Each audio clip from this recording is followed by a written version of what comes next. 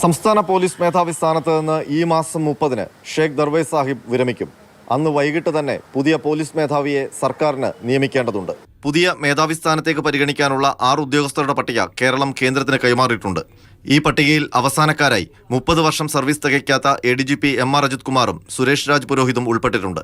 Fire force മേധാവി യോഗേഷ് ഗുപ്ത, കേന്ദ്ര intelligence bureau special director Ravada Chandrasekhar, vigilance director Manoj Abraham, Nitin Agarwal എന്നിവരാണ് മറ്റുദ്യോഗസ്ഥർ. യോഗേഷ് ഗുപ്തയെ പോലീസ് മേധാവിയാക്കാൻ സർക്കാരിന് താൽപ്പര്യമില്ല.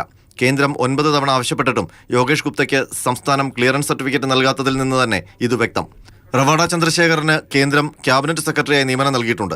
ഓഗസ്റ്റ് 1 മുതലാണ് നിയമനം. എന്നാൽ റവാഡ ചന്ദ്രശേഖർ കേരള പോലീസ് മേധാവിയാകാൻ താൽപ്പര്യമുണ്ടെന്ന് മുഖ്യമന്ത്രിയെ കഴിഞ്ഞ ദിവസം നേരിട്ട് കണ്ട് അറിയിച്ചിട്ടുണ്ട്.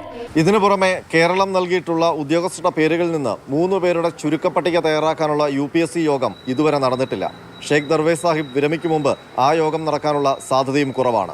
ഈ സാഹചര്യത്തിലാണ് താൽക്കാലിക പോലീസ് മേധാവിയെ നിയമിക്കാനുള്ള ആലോചന സർക്കാർ തലത്തിൽ സജീവമായത്. താൽക്കാലിക നിയമനത്തിന് ആരെ പരിഗണിക്കുമെന്നതാണ് കൗതുകം. നിലവിൽ DGP റാങ്കിലുള്ള മനോജ് എബ്രഹാം പട്ടികയിലുണ്ട്. തെരഞ്ഞെടുപ്പ് ആസന്നമായതിനാൽ മനോജ് എബ്രഹാമിനെ തൽക്കാലത്തേക്ക് നിയമിക്കാനുള്ള സാധ്യതകളാണ് ഉയരുന്നത്. അതല്ലെങ്കിൽ മുഖ്യമന്ത്രിയെ നേരിട്ട് കണ്ട് താൽപ്പര്യമറിയിച്ച റവാഡ ചന്ദ്രശേഖറിനെയും പരിഗണിച്ചേക്കും.